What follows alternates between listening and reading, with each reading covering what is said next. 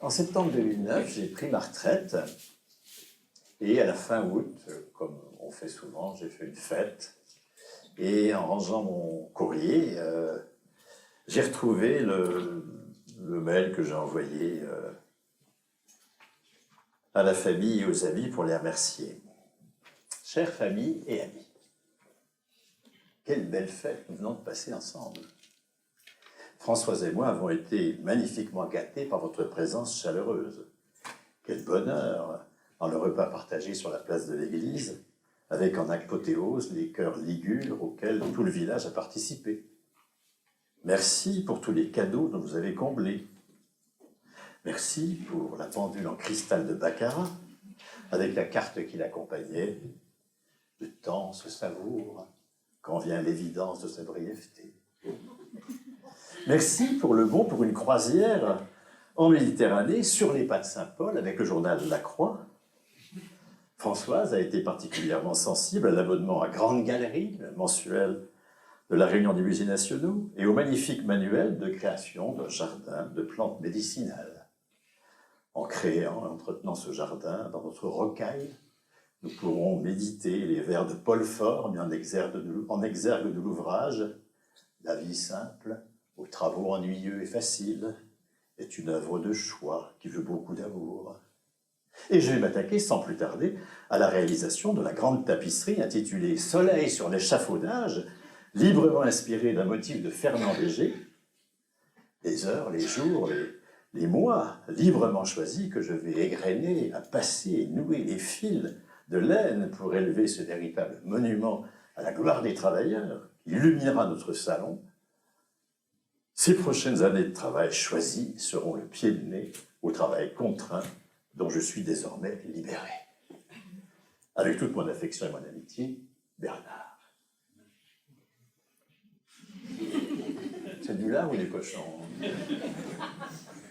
C'est pas crédible, un militant communiste qui se fait remettre une tapisserie sur un motif de Fernand Léger, Soleil sur l'échafaudage.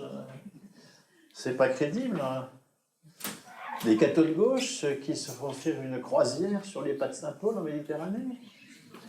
C'est pas crédible. Une psychiatre qui a passé son temps à batailler contre la médecine organiciste, qui se fait offrir un manuel de plantes médicinales. Ben non, c'est pas crédible. La fête avait eu lieu, mais on n'a pas eu. C'est cadeau à la con, j'ai pas envoyé cette lettre. Cette lettre, c'est tous les poncifs sur la retraite. C'est ce que je vais avoir l'occasion de contester ce soir. On est vieux, le temps se savoure, à l'évidence, ça pourrait y aller. Écoute, c'est une affaire de vieux, la retraite. On est invité à réduire son horizon, sauf des escapades de temps en temps, dans un musée ou dans une croisière, si on a les sous. Mais sinon, jardin, tapisserie. Oui, cet ersatz de boulot, on va être confiné comme bénévole pendant des décennies, à la marge du travail. Ce qu'il y a de commun à tous ces poncifs, c'est l'irresponsabilité économique dans laquelle sont posés les retraités. Et d'ailleurs, ça suscite chez les retraités une forme d'inquiétude sur la légitimité de leur pension. Ils sont inactifs. Il y a des inactifs qui n'ont pas droit à salaire, il y a des chômeurs qui n'ont pas droit à salaire, les jeunes n'ont pas droit au salaire. Pourquoi eux, ils ont droit à une pension? Alors, je suis souvent dans le train et un jour, il y avait un truc de 4, vous savez, il y avait un couple de retraités, manifestement retraités, et puis à une gare est monté un troisième, enfin un homme d'une trentaine d'années, qui a entré en conversation avec l'homme. La femme, dans ces genres d'interactions, ça compte pas, c'est bien connu, et il lui dit, hein, ça y est, hein, vous avez fait votre compte, hein, j'ai donné, vous êtes tranquille. Et puis l'autre lui répond, et ma retraite, je l'ai achetée. Vous voyez, là, nous sommes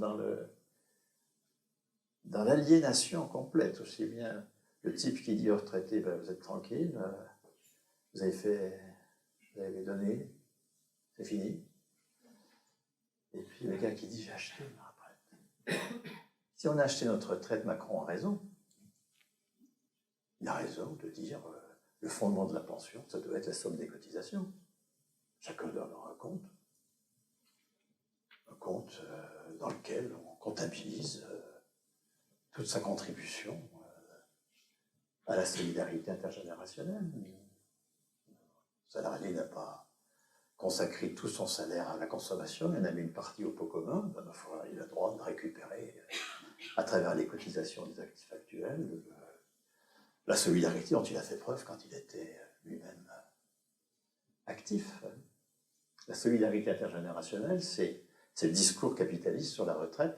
Or, c'est aussi ce discours militant de ceux qui sont contre la réforme, dont il ne faut pas s'étonner du coup qu'ils soient battus, puisqu'ils sont sur le terrain de l'adversaire. La retraite ne relève pas du tout de la solidarité intergénérationnelle.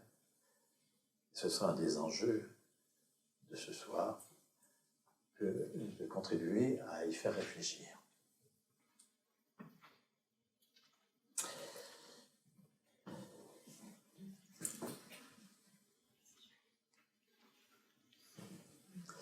Ceux-ci, ce sont des galons.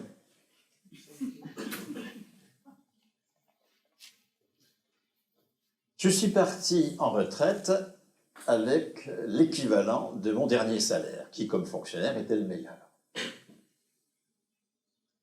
Pourquoi? Parce que la retraite de la fonction publique, pour ceux qui ont une carrière complète, moi j'avais été pendant 13 ans contractuel, de 71 à 84, mais lorsque j'ai été titularisé, j'ai eu pendant une quinzaine d'années une réduction de mon salaire pour pouvoir convertir en années de fonction publique mes années de contractuel. Et donc, je suis parti avec une pension complète. Pension complète, c'est 75% du salaire brut. Plus 10% pour les 3 premiers gamins. Plus 5% par enfant complémentaire, supplémentaire. Alors ça s'arrête, hein, on ne peut pas avoir une pension supérieure à 100% de son dernier salaire net. D'ailleurs, pour ceux qui font leur calcul, vous voyez, au-delà de 5 gamins, c'est pas rentable, hein, d'accord? Mais en tous les cas, vu la façon dont est calculée la retraite, c'est-à-dire un pourcentage du meilleur salaire, hein, avec les suppléments familiaux, je suis parti avec mon dernier salaire net. Il y a 2 places devant, là, tenez là. Non, vous serez très bien, je vous assure. N'hésitez pas, sinon vous allez être assise. Non, mais on n'est pas à l'opéra, hein, vous n'en faites pas. Hein. Vous pouvez. Voilà. Je suis parti donc avec mon salaire complet. Pourquoi? Parce que depuis le 19e siècle, les fonctionnaires sont payés pour leur grade. C'est un vocabulaire militaire. Au départ, ça a démarré avec les officiers de marine. C'est pour ça qu'on parle de grade dans la fonction publique. Et non pas pour leur poste. Un fonctionnaire qui change de poste ne change pas de salaire. Pour changer de salaire, il faut passer des épreuves de qualification, au-delà de l'avancement d'ancienneté éventuelle, mais il faut passer des épreuves de qualification et monter en grade. Et c'est le grade qui est le support du salaire. Un fonctionnaire, il n'est pas payé pour son poste. C'est pour ça qu'il n'y a pas de chômage dans la fonction publique. Il y a du chômage si c'est le poste qui est payé, comme dans le privé. Pas de poste, ben à poil.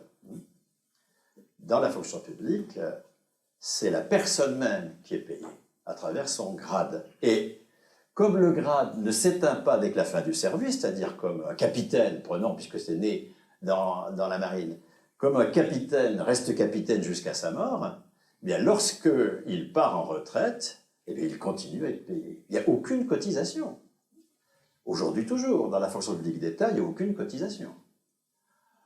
Ceux d'entre vous qui sont fonctionnaires d'État ont peut-être vu sur leur feuille de paye comment c'est prélèvement pour PC, pour pension civile. Mais il n'y a strictement aucun flux de monnaie qui irait vers une caisse, il n'y a pas de caisse. C'est purement fictif. Il n'y a aucune cotisation. Et y en aurait-il, ce qui est le cas pour les fonctionnaires hospitaliers ou territoriaux, qui cotisent à la CNRACL, que de toute façon, leur retraite n'est pas du tout fonction des cotisations versées. Pas du tout. La retraite, c'est le salaire de référence, c'est-à-dire le dernier, c'est-à-dire le meilleur, fois un pourcentage par année de service. Aucune mention donc de la cotisation dans le calcul de la pension. La retraite, c'est la poursuite du salaire. Ce n'est pas du tout la contrepartie de cotisation. Et c'est sur ce modèle-là qu'en 1946, Ambroise Croizat, ministre communiste du Travail, qui met en place le régime général de sécurité sociale, c'est sur ce modèle-là de la fonction publique qu'Ambroise Croizat va créer le régime général de retraite. Le régime général de retraite ne calcule absolument pas la retraite en fonction des cotisations versées. Ce sont des cotisations qui financent, mais tout ça va au pot commun. Et la pension et les fonctions d'un salaire de référence et d'une durée de carrière validée. On est dans le même esprit que la fonction publique. La retraite du régime général, c'est la poursuite du salaire. Et si on prend ce qui se met en place aussi en 1946 autour des salariés à statut, le DF-GDF, la SNCF, la RATP, etc., c'est pareil. À l'EDF, par exemple, la retraite s'appelle le salaire d'inactivité de service. C'est la poursuite du salaire.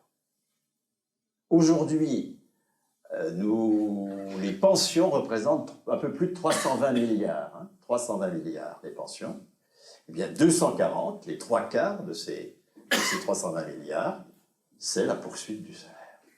Aucun calcul de la cotisation dans le calcul de la retraite. En aucun cas, la retraite n'a été construite en France comme le différé de cotisation passée. Pas du tout. C'est pas du tout l'idée, j'ai été solidaire et j'ai eu le droit d'avoir maintenant une pension à la nature de ma solidarité. Pas du tout. Il faut s'interroger pourquoi nous croyons le contraire. Hein. Mais dans les faits, la pension, c'est pas du tout en fonction des cotisations, c'est en fonction du salaire, d'un salaire de référence lié à un grade dans la fonction publique ou lié à des années considérées comme les meilleures années dans le privé. Cela dit, de fait, nous croyons le contraire. Et dans une conférence gesticulée, il y a toujours des petits moments pédagogiques, d'accord, hein. Donc, j'insiste bien, d'accord. Ne confondons pas une proposition qui est vraie. Les cotisations financent les pensions, ça c'est vrai. Globalement, pas totalement, hein. Ce n'est pas l'impôt qui finance les pensions, c'est les cotisations liées aux revenus des indépendants ou au salaire des salariés. Mais la proposition qui dirait que les pensions sont calculées en fonction des cotisations est une proposition fausse. Sauf, et là, j'aurais besoin d'une première interaction sous forme d'aboiement. Il y en aura d'autres, hein, mais on va commencer par des aboiements plutôt du genre start-up cherchant sa niche. Vous voyez, je n'ai pas très sûr de la trouver. Ça va? Vous voyez, trouvez un peu le ton d'un aboiement de ce genre. Ça va? Mais allez-y, hein, moi je ne peux pas bouger tant qu'il n'y a pas d'aboiement. Hein, je suis perdu là. On y va? Il cherche sa niche à la start-up. Hein. Un peu faiblard. Hein. Non, la conférence gesticulée, il faut jouer le jeu, d'accord? Il n'y a pas que moi qui gesticule, vous un petit peu aussi, d'accord? Il va? Je peux y aller, là?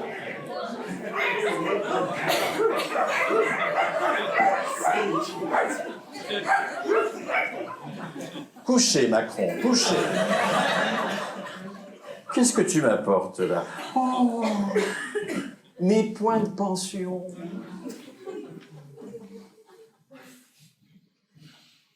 Alors là, on est dans le quart des pensions, l'autre quart, minoritaire,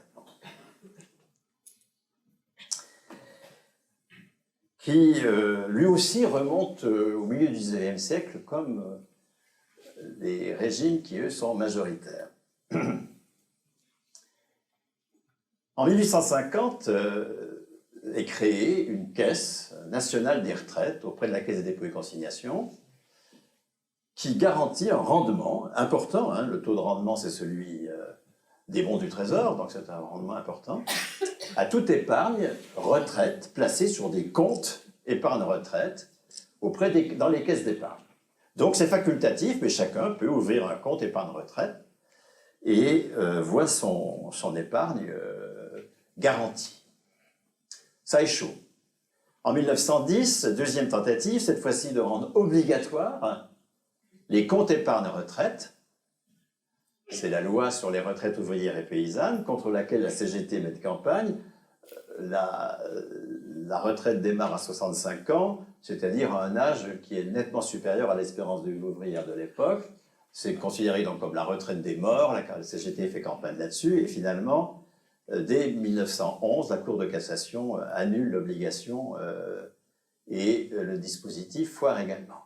En 1930, nouvelle tentative, cette fois-ci le législateur est plus malin, il lie dans la même cotisation, la cotisation aux assurances sociales, une cotisation qui est populaire, la cotisation maladie, parce que les travailleurs ont des problèmes de maladie qui peuvent mettre dans des situations dramatiques s'il n'y a pas de couverture, et une cotisation impopulaire, la cotisation retraite.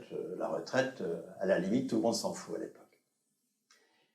Et dans la même cotisation, donc, on trouve de quoi financer une couverture de santé, dont on verra que ce n'est pas grand-chose, et puis une épargne, de quoi alimenter, pareil, des comptes épargne-retraite, puisqu'on imagine que la retraite ne peut relever que de l'épargne. Échec. Dès 1941, Vichy supprime les comptes épargne-retraite. Pourquoi? Parce que l'épargne-retraite est placée, et ce sont les rendements de l'épargne. Vous pouvez vous asseoir là, si vous voulez vous asseoir, hein, parce qu'il n'y a plus de chaise dans le film. N'hésitez pas à vous asseour. Ah, voilà une chaise qui arrive. Ah oui, arrivez avec vos chaises pour les nouveaux maintenant. Je crois que c'est la bonne solution, super. Il n'y a plus que 4 chaises, donc il faut que les gens s'asseyent aussi en bord de scène. Voilà, mais on peut quand même mettre sur des chaises tous ceux qui sont là quand même. Une fonction de l'âge pour les chaises. Le problème avec la capitalisation, c'est que c'est le rendement des placements qui finance les pensions. Ce n'est pas les cotisations elles sont placées, et c'est le rendement. Et pour qu'il y ait des rendements suffisants, il faut attendre 30 ans à peu près. Il faut qu'il y ait une accumulation de rendements telle que l'on puisse verser des pensions, que le régime soit arrivé à maturité. Les gens, ils n'ont pas le temps d'attendre 30 ans, globalement. D'accord ? Donc c'est tout à fait impopulaire. Et les comptes sont supprimés par Vichy en 1941. Et en 1947, le patronat va prendre l'initiative d'un régime de retraite complémentaire pour les cadres, l'AGIRC. Il tient compte tout à fait de l'échec de la capitalisation. D'ailleurs, aucun pays au monde ne finance la retraite par capitalisation. Le seul dans lequel la capitalisation fait un peu moins que la moitié, aucun n'est majoritaire de toute façon, un peu moins de la moitié, c'est en Suisse. Enfin, la Suisse, c'est la Suisse, d'accord. L'Union européenne, nous sommes à 10% en capitalisation, 90% en répartition, y compris en incluant des pays qui sont réputés faire de la place à des fonds de pension en capitalisation comme les îles britanniques. En France, on est à 97,3%, 3% en capitalisation. On est un peu au-dessus de la moyenne, mais encore une fois, la capitalisation n'est pas du tout le projet alternatif au salaire continué tel qu'il a été mis en place. L'alternative, le projet alternatif, c'est celui que je suis en train d'expliquer, c'est Macron et Champagnier, d'accord? C'est j'ai cotisé, j'ai droit. C'est de fonder la pension, non pas sur une quelconque référence au salaire, mais sur les cotisations. Tout comme en capitalisation. Vous voyez, on singe la capitalisation en répartition. En capitalisation, c'est en fonction des cotisations accumulées, plus exactement du rendement de ces cotisations accumulées. Et en répartition, c'est en fonction des cotisations accumulées. C'est direct, ça marche parce que c'est direct, qu'on n'a pas à attendre 30 ans, etc. etc. Et le système du point, parce que je m'aperçois que certains ne connaissent pas bien le truc, hein, votre cotisation, supposez que vous ayez 1000 € de cotisation retraite dans l'année.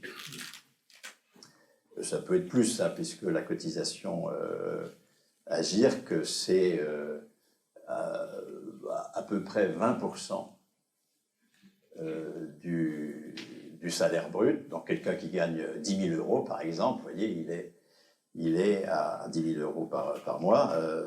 C'est jusqu'à 8 fois le plafond, hein, c'est-à-dire jusqu'à des gens qui gagnent 30 000 € par mois. Ils cotisent à hauteur de 20% de leur salaire, donc c'est très au-delà de 1 000 € évidemment. Ben, prenons quelqu'un, un petit salaire, 1 000 € de cotisation, eh bien on va convertir ces euros en points. La valeur d'achat du point, c'est à peu près 10 €. Donc il aura 100 points pour cette année, et on va les cumuler, et il va terminer sa vie d'activité par, mettons, je sais pas moi, 20 000 points, et la conversion ensuite, ce qu'on appelle le point, la valeur de service du point, la valeur d'achat du point c'est 10 € aujourd'hui, donc la valeur de service, c'est-à-dire quand on convertit les 20 000 points accumulés dans la carrière en euros, la valeur de service c'est 1 €, donc il aura 20 000 € par an. Ça va? Ce dispositif, en quoi il est promu, hein, par la classe dirigeante? Pourquoi est-ce que Macron veut mettre ce dispositif en place? Pourquoi il veut utiliser le quart existant? Parce que après l'Agirc en 1947, vous avez eu la création, qui ne concerne que les cadres, vous avez eu dans les années 50 la création de l'ARCO, qui, elle, concerne tous les salariés du privé, hein, mais toujours dans la même logique, hein, d'une pension qui est fonction d'un cumul de cotisations, transformé en points.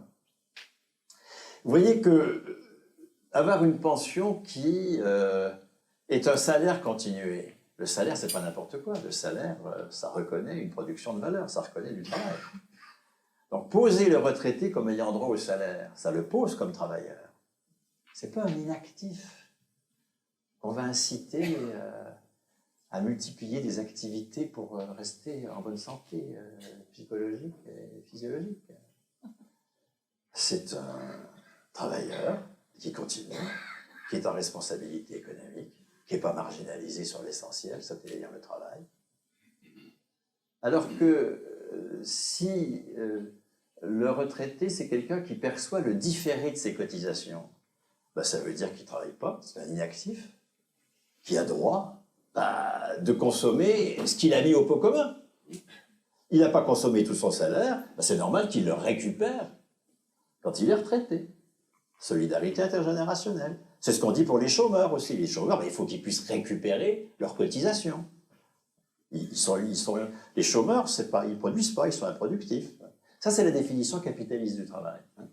Le travail, que ceux qui mettent en valeur du capital, les autres ne travaillent pas. Ils dépensent. Les fonctionnaires dépensent, dépenses publiques, dépenses de santé, dépenses d'éducation. Les retraités dépensent, les chômeurs dépensent. Les femmes dans la seconde journée, dans les hommes s'exonèrent, dépensent, etc., etc. C'est des activités utiles, mais non productives. Ce qui est vicieux chez les retraités, c'est qu'ils sont invités à se réjouir, à faire la fête. Moi, je l'ai fait en 2009, je ne l'en ferai plus, d'accord?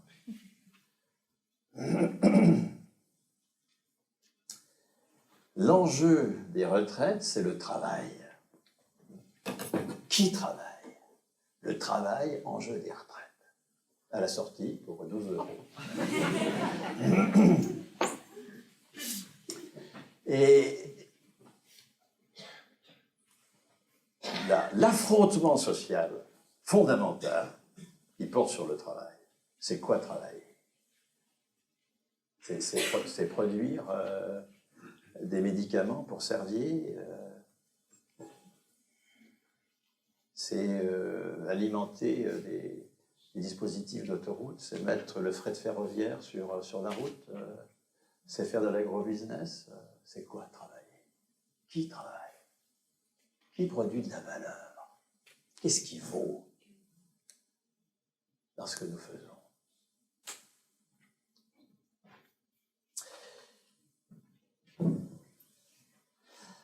Alors, vous voyez, en matière de retraite, nous avons le choix entre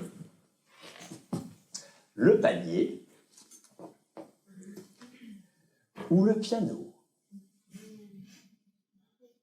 Et il y a un petit jeu dans la classe dirigeante qui nous invite à dire de plus en plus vite panier, piano. On essaye? Pour ceux qui n'ont pas osé aboyer.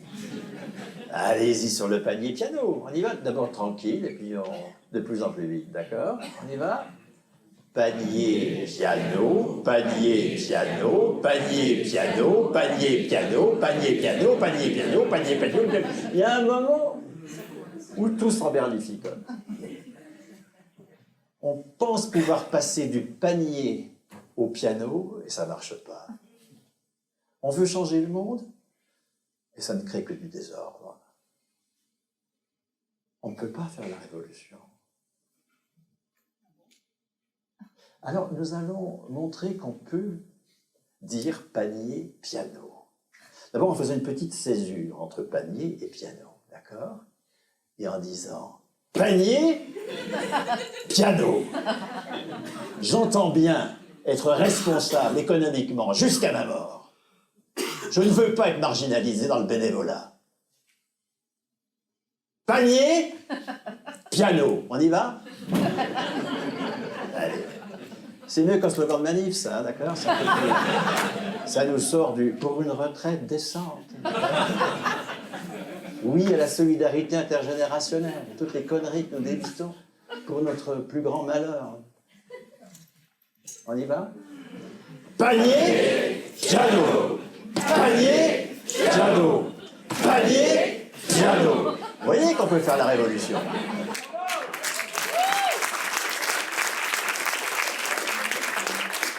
Petit internet pédagogique, car encore une fois, il faut être pédago dans la conférence gesticulée. Panier ou piano? La retraite, c'est le différé de cotisation dans l'irresponsabilité sur le travail? Ou est-ce que c'est la continuation du salaire dans la responsabilité sur le travail? Moi, j'entends bien être responsable jusqu'à ma mort, pour mourir sans âge. Pas jeune, on est mourir jeune, c'est un peu faux, hein, mais sans âge. Revenons à 2009. Valeurs mutualistes, pour ceux d'entre vous qui sont enseignants, c'est donc la revue de la Mutuelle Générale de l'Éducation Nationale. C'est un numéro, avril 2018. Hein. Parlons du bel âge, plutôt que du vieil âge. Et alors la LGEN, suspectant, humant que j'allais prendre ma retraite, m'envoie en juin 2009 la lettre suivante, la délégation de Meurthe-et-Moselle. Cher adhérent, la retraite est un temps très attendu, mais qui peut réserver de mauvaises surprises. À l'occasion de la future Foire Exposition de Nancy, c'était en mai plutôt, c'était pas en juin, venez sur notre stand situé en H4, voire plan verso, ouvert de 10h à 20h, vous y trouverez tous les programmes de préparation à la retraite. Entre autres, comment constituer son dossier, quelles techniques de maintien en bonne santé sans perte de mémoire, comment entretenir une riche vie sociale, quel statut pour les aidants familiaux, car souvent les retraités sont confrontés au grand âge de leurs parents. Vous trouverez aussi en annexe la liste des activités associatives dans la région de Nancy. Et notez la date de la prochaine rencontre de préparation à la retraite à Metz, qui sera consacrée aux habitats participatifs. Nous vous attendons, à bientôt. C'était en 2009, Mais dans ce numéro d'avril 2018, page 11, vous avez un expert, c'est écrit, expert. Vieillir est un combat possiblement joyeux. Alors la journaliste demande à l'expert, qui est Olivier de la Doucette, psychiatre et gériatre attaché à l'hôpital de la Pitié-Salpêtrière, qu'est-ce que vous entendez par la vie est un combat possiblement joyeux? C'est au retraité de se prendre en main. Il doit faire plus de choses pour la société, en s'investissant dans le monde associatif, par exemple. Ça donne du sens à la vie, permet de garder espoir, et offre un modèle identificatoire aux jeunes générations. Se rapprocher de la spiritualité, pas nécessairement religieuse, parfois tout à fait laïque, y aide si on y consacre du temps. On peut aussi s'ouvrir au monde, notamment avec des outils comme Internet. Les seniors l'ont bien compris, qui sont particulièrement connectés. Bon, je continue pas la suite de ce genre de propos, mais à la dernière question, il répond, il s'agit en effet d'entretenir sa réserve cognitive, autrement dit son capital cérébral. Et la manière de le faire mêle plaisir, stimulation intellectuelle et convivialité. Tout ce qui est amusant est bon à prendre. Quand est-ce qu'on va arrêter de nous prendre pour des cons? Mais vous voyez que cette incitation à l'activité de gens à qui l'essentiel est refusé, c'est-à-dire la responsabilité économique, moi ça me rappelle quelque chose. Quand j'étais prof, un CV d'étudiant, à 25 ans, c'était 2 lignes. Aujourd'hui, prenez un CV d'étudiant à 25 ans, c'est 6 pages. Où il aligne toutes les activités qu'il a faites pour s'insérer.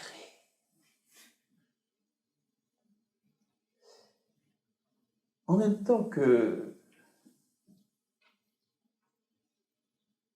le combat féministe a empêché d'invoquer le genre pour exclure du travail. Les femmes sont discriminées au travail, elles sont exclues du travail. Il y a davantage que les hommes, mais on ne peut plus invoquer les genres pour le faire. C'est plus possible. Alors qu'avant, ils étaient temps familiaux, etc. C'était tout à fait normal. La classe dirigeante a inventé une autre légitimité à l'exclusion du travail. C'est pas le genre. Ça ne peut plus être la nationalité qui avait été pratiquée aussi, puisque depuis 75-76, nous sommes à immigration zéro. C'est l'âge. C'est l'âge, et en particulier, moi j'ai vu au cours de ma carrière, le fléau qu'a consisté les mesures jeunes. Jusqu'au milieu des années 70, personne n'est jeune sur le marché du travail. Le mot jeune ne veut rien dire. Jeune, c'est une caractéristique biographique, bien sûr, incontestable, mais qui n'a pas d'effet en termes d'accès au marché du travail. Et même Baudelot et Stabile ont montré dans un bouquin de 2000, paru au Seuil en 2000, qui s'appelle « Avoir 30 ans en 68 et en 98 », qu'entre 68 et 98, le salaire à 25 ans a diminué de moitié. Et je l'ai vu. Les jeunes ont été posés comme des non-travailleurs. On a inventé les jeunes sur le marché du travail. Ils sont utiles. Ils ne sont pas productifs. Ils n'ont pas droit au salaire. Ils ont droit à des stages. Ils ont droit à des services civiques. On invoque le civisme pour ne pas les payer. Ils ont droit ils ont eu droit à des TUC, des SIVP, des CES, des emplois jeunes. Emplois jeunes. Écoutez, fermez les yeux et dites emploi homosexuel. On a osé inventer les emplois jeunes. Il faut le faire, hein. Surtout quand c'est la gauche plurielle. Et cette façon de refuser le droit au salaire, hein, aujourd'hui, un jeune diplômé, il n'est jamais embauché au salaire à la qualification de la convention collective. Il est embauché sur un CDD de mission, un contrat de projet. C'est le retour au salaire à la tâche. et quand il est payé, ce qui est quand même pas toujours le cas. Hein. Je rappelle qu'on pouvait être en emploi jeune pendant 5 ans en démarrant la veille de ses 30 ans. Donc on a été jeune jusqu'à 35 ans. Aujourd'hui, on peut encore être jeune jusqu'à 35-40 ans, hein, sans accès au salaire. Il faut s'insérer. Il y a un devoir d'insertion. Et dès la sixième, les gamins sont en train de faire des carnets de compétences en orientation. Dès la sixième. On les mène dans des salons d'orientation pour qu'ils apprennent à en finir avec leurs projets, pour s'adapter au marché du travail. C'est ça qui détruit l'école. À partir du moment où c'est le marché du travail qui décide, il n'y a plus de rapport au savoir. Et donc, l'insertion, qu'est-ce qu'elle manifeste? Elle manifeste que le travail est étranger à nos personnes. Le travail en tant que production de valeur économique. Je ne parle pas du travail concret, de faire son café, etc. etc. Hein. En tant que production de valeur économique, le travail est étranger à nos personnes. Il faut que nous nous aliénions soit au marché du travail, soit au marché des biens et services, pour être reconnus comme travailleurs. Ce sont des marchés sur lesquels nous n'avons aucune prise. Celui d'une ferme, ma foi, on ira voir ailleurs, etc., etc. Et la même chose pour la retraite. Les vieux étaient en train de disparaître progressivement. La dernière grande manifestation publique des vieux, c'est la Commission nationale sur les problèmes de la vieillesse en 1962. C'est Larocque qui dirige le truc. Après, au contraire, la retraite s'est affirmée et les vieux ont disparu du vocabulaire administratif. Sauf avec Madame Veil, qui, en 1994, crée un point de CSG pour le Fonds de solidarité vieillesse. Allez, vieux, la presse. Ils n'ont pas droit au salaire, les vieux. Ils ont droit au différé de leur cotisation. Ils sont exclus du travail. Et encore une fois, ils sont invités à s'en réjouir.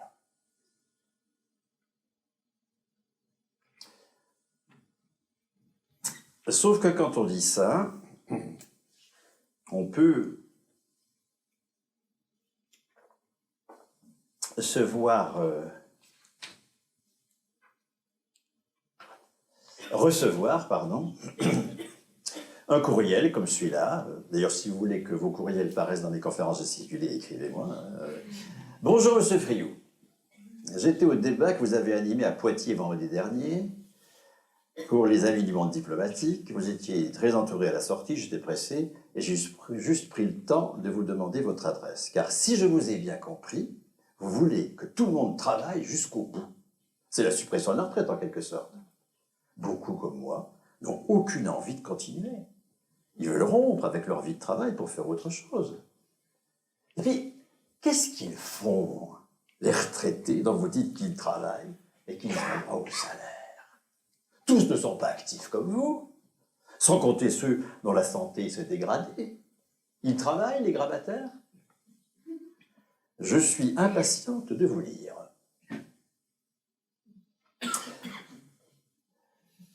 Sur les grabataires, j'ai eu le privilège, en 2010, de recueillir dans mes bras les derniers souffles de mon père. Je sais la relance dans la vie qu'a suscité chez moi la façon dont il est mort. Vous savez qu'ils continuent à être payés jusqu'à leur mort. C'est évident. C'est indécent de poser la question, est-ce qu'ils travaillent, les gravataires? La rupture. J'ai pas envie de continuer. Mais pourquoi attendre la retraite pour rompre? Quand on voit le nombre de gens qui s'emmerdent dans le boulot qu'ils font, ils rompent pas. Ils rompent pas parce qu'ils perdent tout, puisque c'est leur emploi qui est le support de leur droit. Ils continuent, s'ennuient et continuent.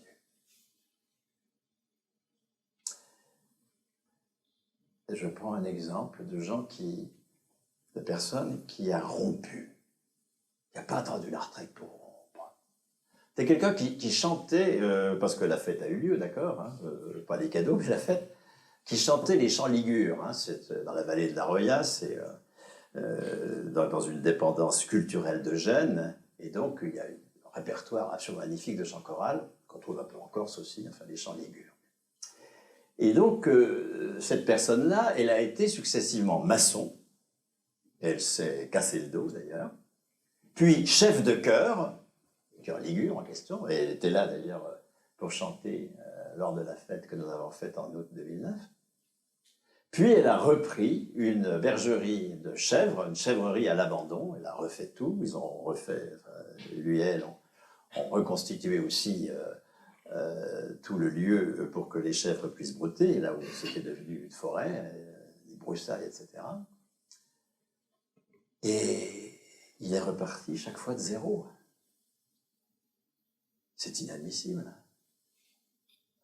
S'il avait eu un salaire lié à sa personne et non pas à son poste, eh bien, en créant une activité nouvelle, Chœur Ligure, il aurait continué à percevoir le salaire, il aurait toujours la qualification liée à ce qu'il a acquis comme maçon.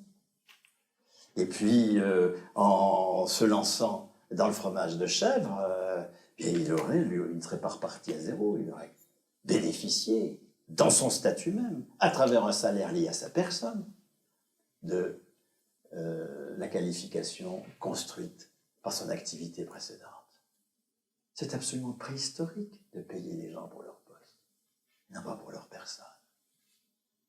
Oui, rompre, bien sûr, il est bon, éventuellement, ça dépend des carrières, etc. Mais il peut être très bon de rompre son activité, mais pas au prix où l'a fait cette personne.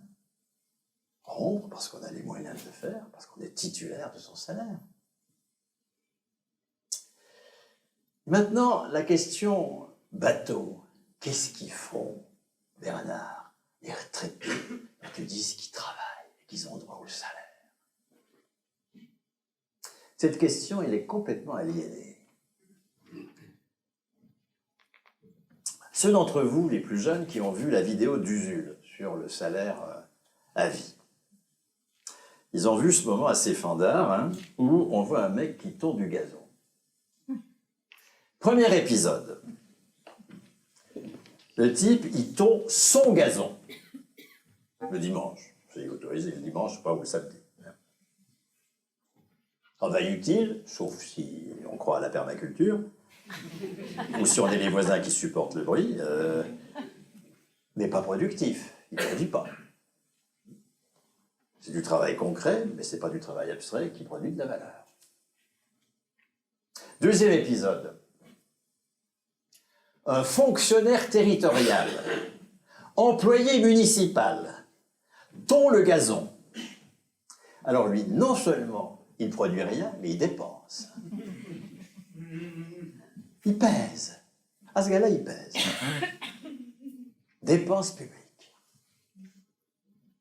Troisième épisode. La mairie, de droite, mais ça arrive aussi à gauche, a fait ce qu'on appelle par euphémisme une concession de service public, c'est-à-dire qu'elle a privatisé la gestion des espaces verts. Et c'est Veolia. Un employé de Veolia tond du gazon.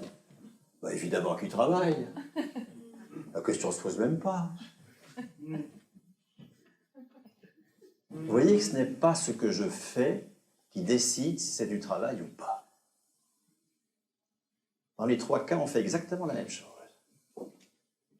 Dans le premier cas, on ne travaille pas, on ne fait rien. Dans le deuxième cas, on fait moins que rien. Dans le troisième cas, on fait. Derrière cette espèce d'évidence, qu'est-ce qu'il y a? Il y a notre aliénation à la définition capitaliste du travail.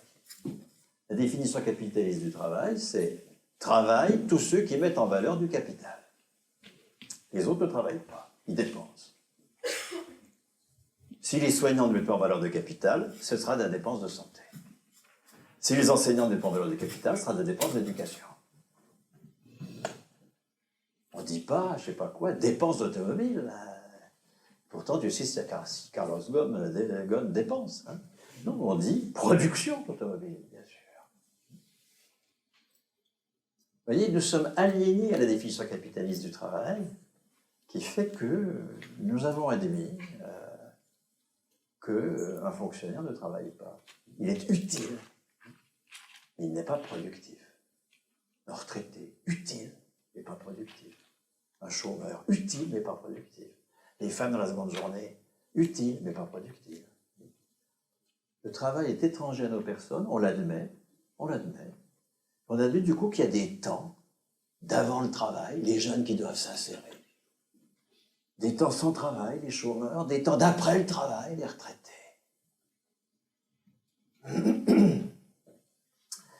Donc, premièrement, la question, qu'est-ce qu'ils font, les retraités dont tu dis qu'ils travaillent, c'est une question aliénée.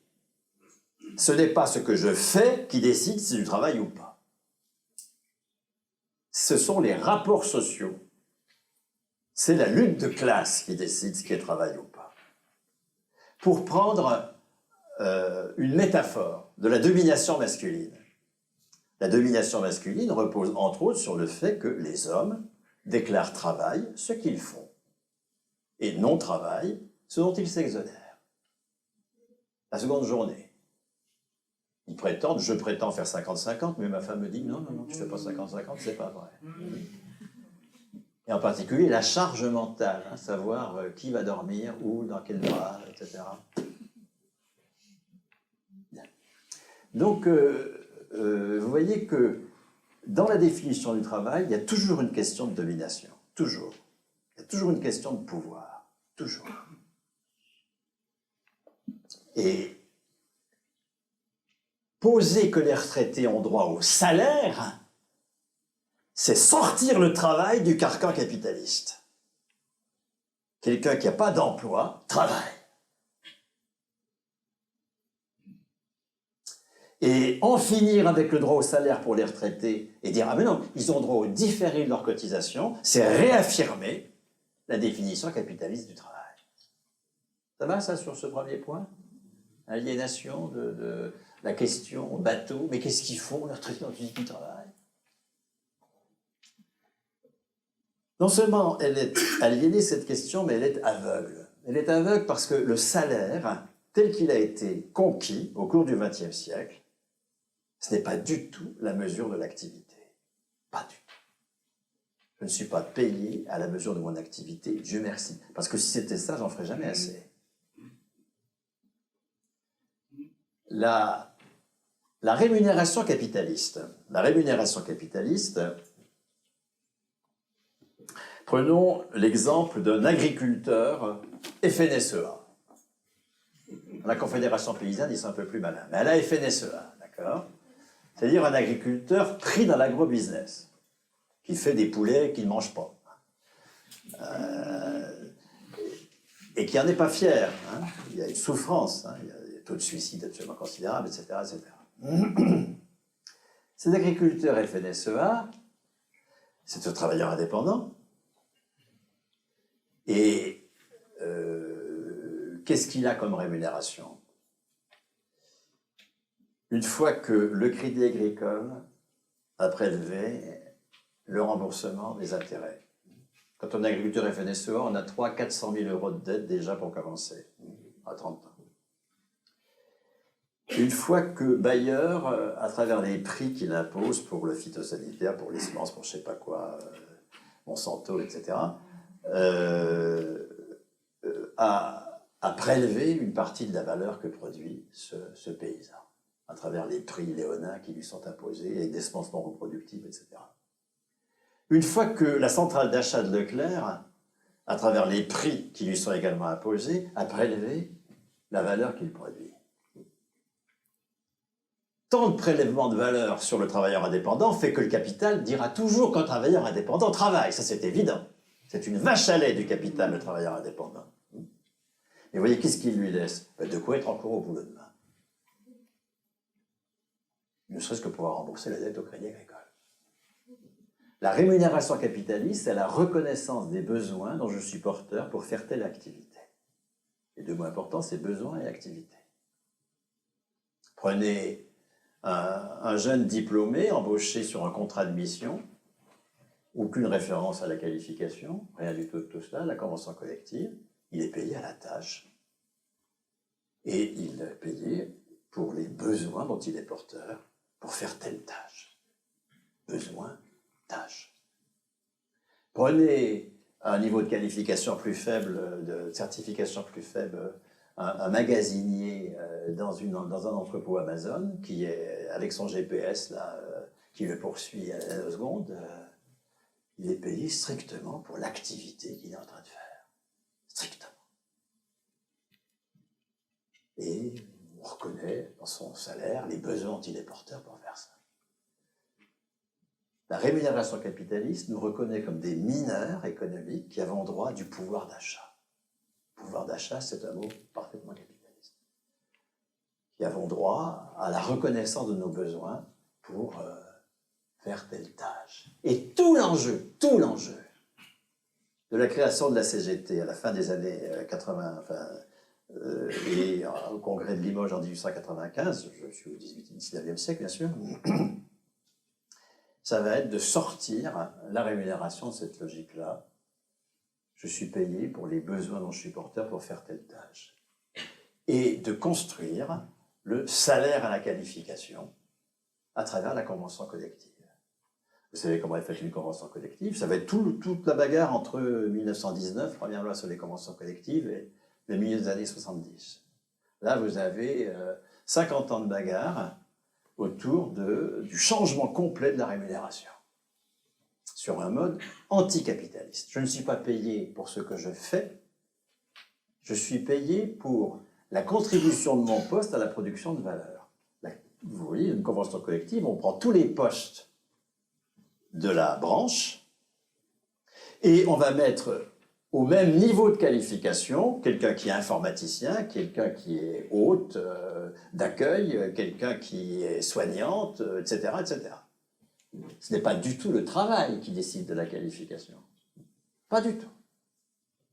C'est l'estimation de la contribution de valeur du poste sur lequel je suis. Et donc, ça va se manifester d'ailleurs par quelque chose d'absolument abstrait. Indice 575. Ça n'est pas ce que je fais. Mon salaire, ça va être l'indice 575. Ça va être OHQ, OQ3, ETAM. Voilà les définitions du salaire dans la convention collective.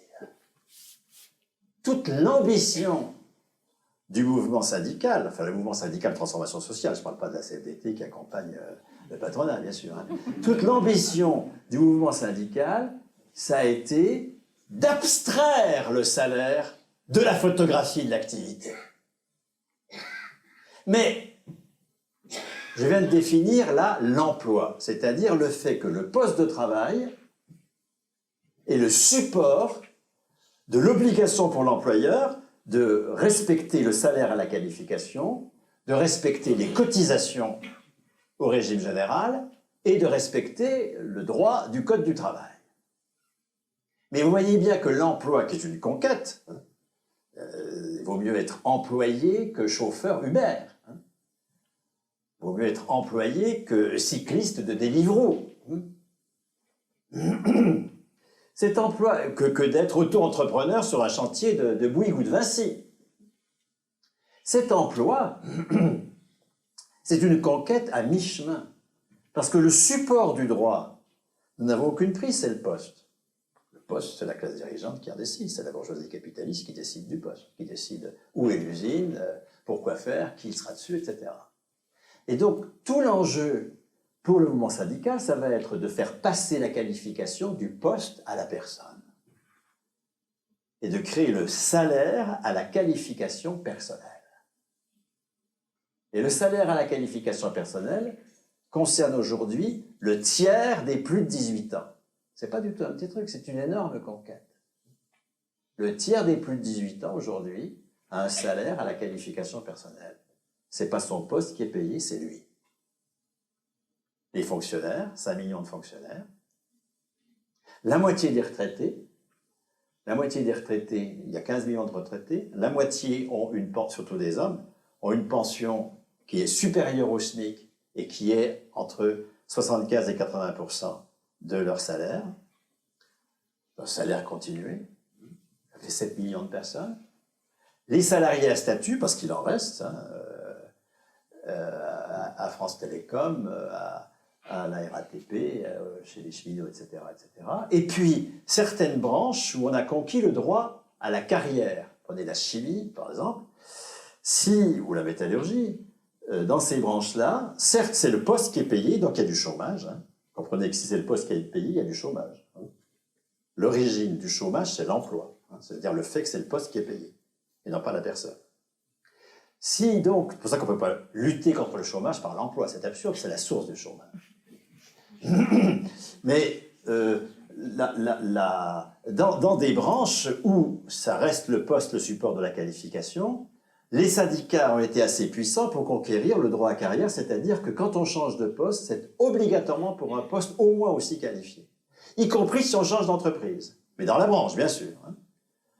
Et donc, en quelque sorte, la qualification du poste est indirectement celle de la personne. Additionner tout ça, nous sommes à 17 millions à avoir, moi j'en suis, hein, un salaire à la qualification personnelle, sur les 50 millions de plus de 18 ans. Vous voyez bien que l'enjeu, c'est 100%. Évidemment.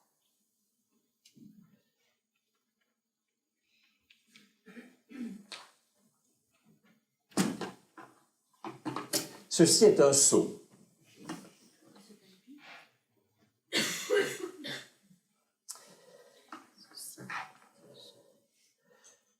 Ça m'évoque une petite aventure qui m'est arrivée récemment, en septembre dernier. Je suis donc dans la vallée de la Roya. Et vous savez que la vallée de la Roya, c'est un territoire avec une armée d'occupation. Nous dépensons 100 000 euros par jour pour entretenir des gendarmes qui font la chasse aux migrants. C'est une toute petite vallée entre l'Italie et la France.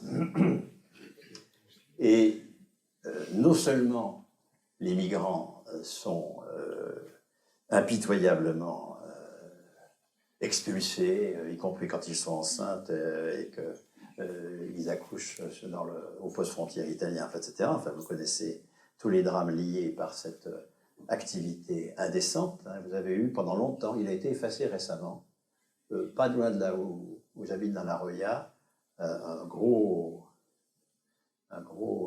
slogan: la frontière tue, honte à ses gardiens. Très beau. La frontière tue, honte à ses gardiens. Et donc, non seulement les migrants sont l'objet d'activités des gendarmes, mais aussi la population courante, qui est d'ailleurs complètement excédée. Tous les 10 km, si vous êtes en bagnole dans le sens Italie-France, dans l'autre sens, ils s'en foutent évidemment, vous avez un checkpoint, hein, il faut que vous ouvriez votre poste au cas où il y aura un migrant dans le coffre. C'est jamais. Hein.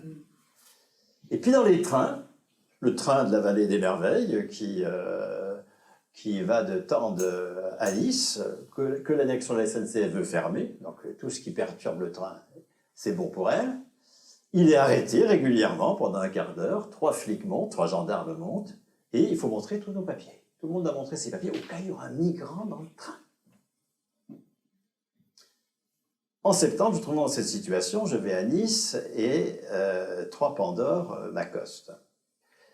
Je ne négocie pas doucement avec eux. Hein. Je ne suis pas du genre, hein. J'ai une certaine expérience politique. Je sais qu'ils sont impopulaires et qu'ils savent qu'ils sont impopulaires. Très important. Je me lève, je parle fort.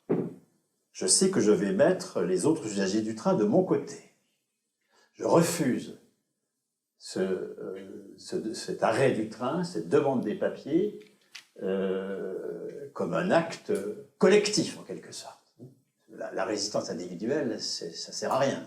C'est collectivement, bien sûr. Hein. Réponse des gendarmes. Un des gendarmes. Nous faisons notre travail. Quelqu'un qui répond « je fais mon travail », c'est quelqu'un qui fait de la merde, qui sait qu'il fait de la merde, et qui continue à faire de la merde. Pourquoi? À cause du seau. Il a besoin de son seau, son gros seau de merde anthropologique du capital. C'est avec ce travail de merde qu'il remplit son seau. Dans son seau, il y a tous ses comptes. Et il n'y a pas que les comptes retraite. Chaque fois que la CFDT rencontre le MEDEF, c'est pour faire un compte nouveau. Un compte jour, un compte formation, un compte, donnez-moi d'autres, pénibilité, etc. D'accord? Donc il n'y a pas que des points retraite, il y a des tas de points, vous savez. Puis je reçois tous les ans la somme des points que j'ai accumulés. Alors je le chéris, mon seau. Et puis il n'y a pas que ça, il y a de quoi rebondir dans mon seau. Parce qu'il faut une sécurisation des parcours professionnels. Donc il faut que j'ai de quoi rebondir. Et puis il faut que je puisse faire ma start-up. Ça, c'est une porte de garage, d'accord? C'est sur les garages, les start-up. D'accord. En général, ils sont deux d'ailleurs. Hein. Puis au bout de 3-4 ans, il n'y en a plus qu'un. L'autre, parce qu'il est devenu. Et avec l'humanité augmentée, mais on va devenir notre seau. On aura une puce start-up, une puce rebond. Je vais être mon seau. Irresponsable, mais augmenté.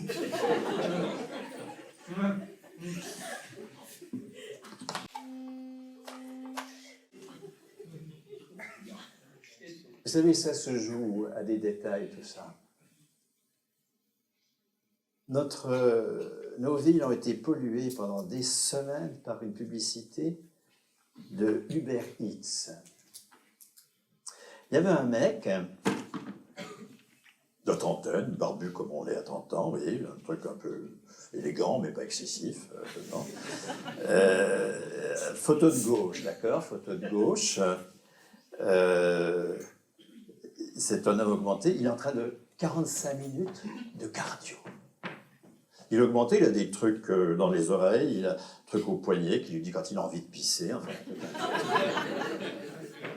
Photo de droite, 0 minute de cuisine.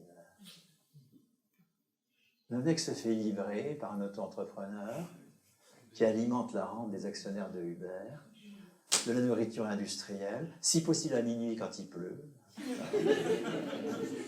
où il va bouffer du sucre, de la graisse et du sel, et il faut bien sûr qu'il fasse 45 minutes de cardio dans un de ces usines à muscles, dans une friche industrielle, avec des animateurs payés à la mort moineux. On va arrêter, d'accord? On va reprendre main sur nos vies. Il y a une façon d'accepter de consommer qui est à la mesure de notre aliénation dans la production. Moi, je ne crois pas que c'est en changeant la consommation qu'on changera le capitalisme, évidemment. Mais si nous acceptons de consommer n'importe quoi, c'est parce que nous acceptons de produire n'importe quoi. Et là, ça devient grave. J'arrête de faire la morale, je reviens au choix entre le seau, bon gros seau de merde, là d'accord, on va aller vider dans les chiottes si vous voulez bien, pour faire le seau du communisme. Le sceau du communisme, c'est le sceau de la responsabilité. Le mot central du communisme, c'est responsabilité. On renonce à être irresponsable sur notre travail. On conquiert la responsabilité. Je vous propose d'ailleurs un mot d'ordre de manif qui sera un peu plus intéressant que nos mots d'ordre habituels. C'est pas de la haute poésie, c'est un mot d'ordre de manif. Brisons le sceau qui rend sot, faisons le saut qui rend beau. On y va? Allez. Brisons le saut qui rend sot, faisons le saut qui rend beau. Petit temps pédagogique. Remplir son seau dans l'irresponsabilité, ça c'est le capitalisme. Nous sommes irresponsables de toutes les décisions essentielles. Que produisons-nous? Qui produit? Où? Comment? Aucune responsabilité. Ça, c'est la bourgeoisie capitaliste qui se garde le monopole de la responsabilité. Et elle nous offre un saut de consolation.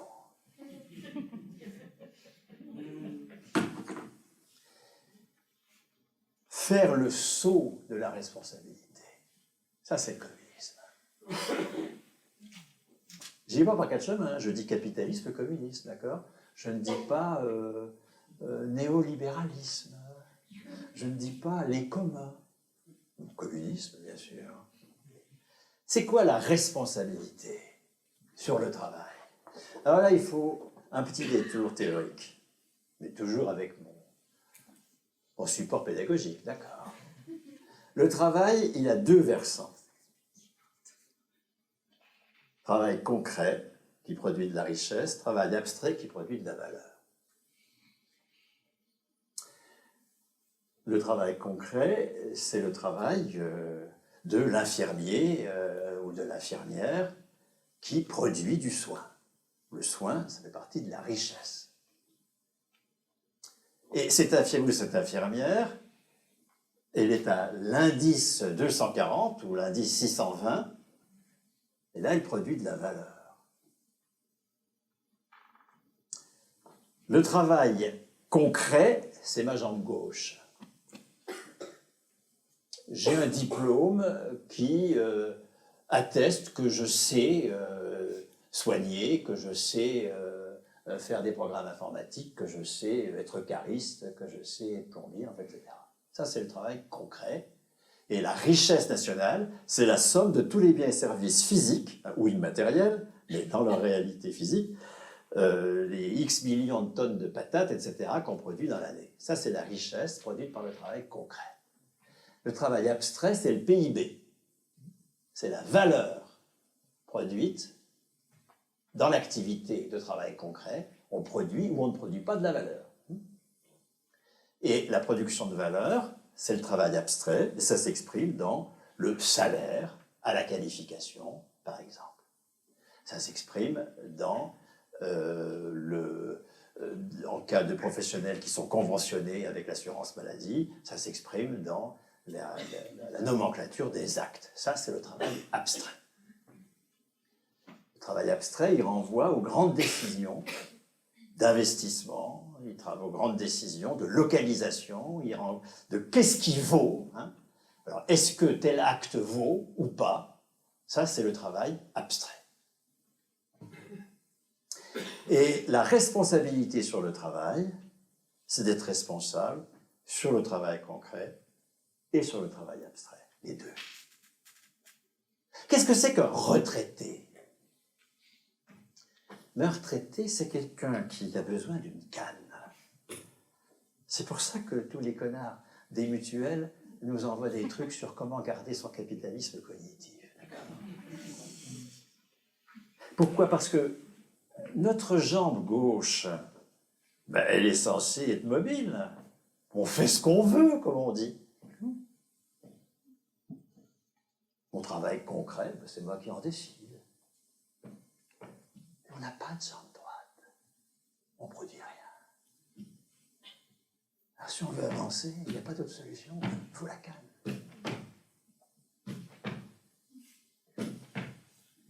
Oui, un retraité, les 3-4 premières années, c'est l'effervescence dans tous les coins. Et progressivement, ça s'amenuise. Progressivement, on cause des petits-enfants. À cause de nos malheurs. Parce qu'on a été confinés dans la marge du bénévolat. Je ne suis pas un bénévole. j'entends bien être responsable économiquement jusqu'à ma mort. Qu'est-ce que c'est qu'un jeune? Un jeune qui doit s'insérer. Un jeune qui doit s'insérer, c'est pareil, il est censé avoir une jambe assez mobile.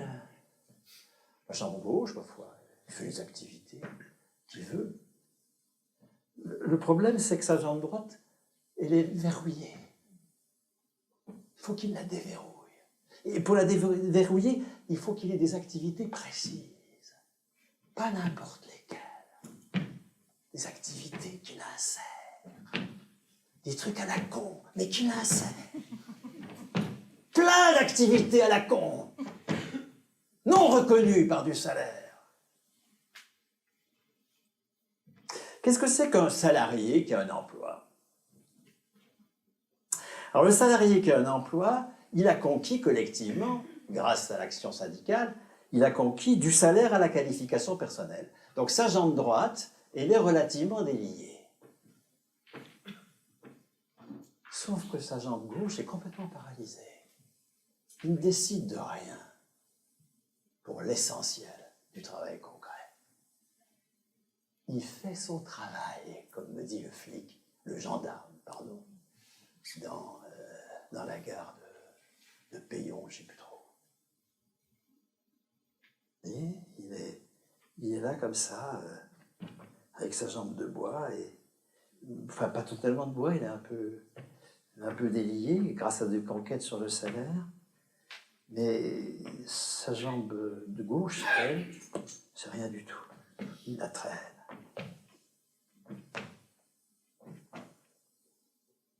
Vous voyez, le communisme, c'est ce qui nous permet de conquérir la souveraineté sur le travail concret, sur le travail abstrait. Ce qui nous permet de faire le saut sur nos deux jambes de la responsabilité.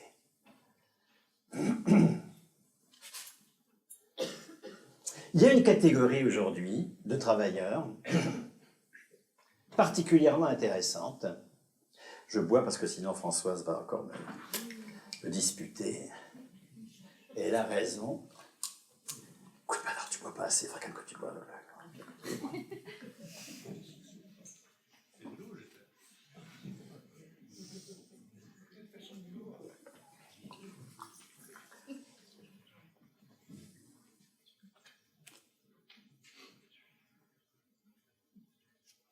Ce sont des jeunes, souvent diplômés, qui entendent maîtriser leur travail concret.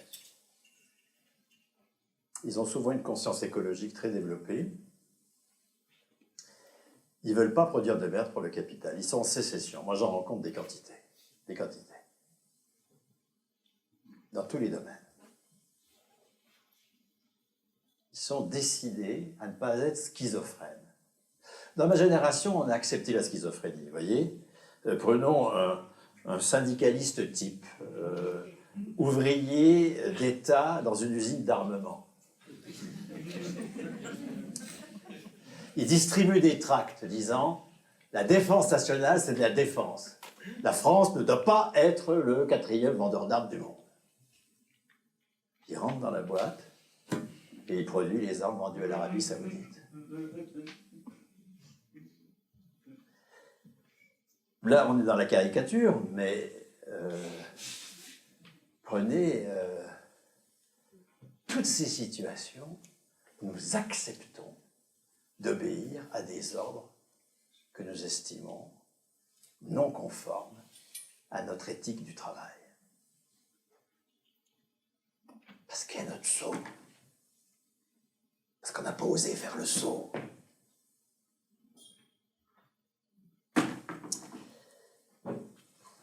Bien ces jeunes-là, c'est pour ça que je leur tire mon chapeau, ils sont décidés à ne pas être schizophrènes, à ne travailler que selon leurs convictions. Je prends un article de la Décroissance, janvier 17, décembre 17, janvier 18, c'est un bimestriel, et vous avez chaque fois dans le numéro une page de témoignage. Et là, il s'agit d'un diplômé d'une école de management qui, avec 4 autres collègues, hommes et femmes qui ont le même profil que lui, a décidé de quitter Paris et de s'installer dans un tout petit village avec un projet d'autosuffisance dans le maximum de domaines. Alors, il vit de la vente de quelques productions, certains du RSA, d'autres de prestations de services qui transforment plus ou moins en salaire dans une coopérative d'activité et d'emploi. Ils apprennent à retaper une maison et son témoignage commence comme ceci: je revendique de ne pas travailler.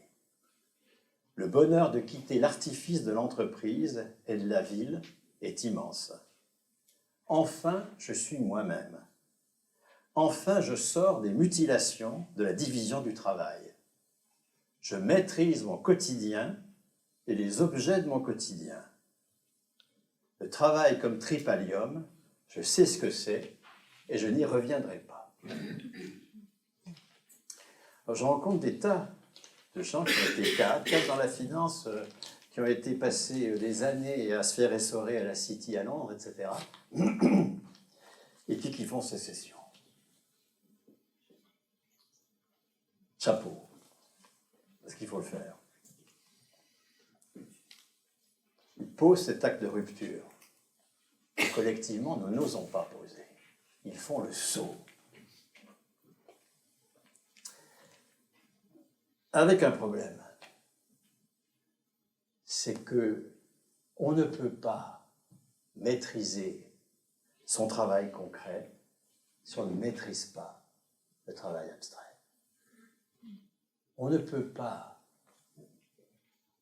comme il se le propose, durablement et de façon efficiente, produire des alternatives dans l'ici et maintenant, avec un travail concret qu'on maîtrise, avec lequel on est d'accord, mais sans les institutions macroéconomiques nécessaires du travail abstrait. Sinon, on est récupéré ou marginalisé.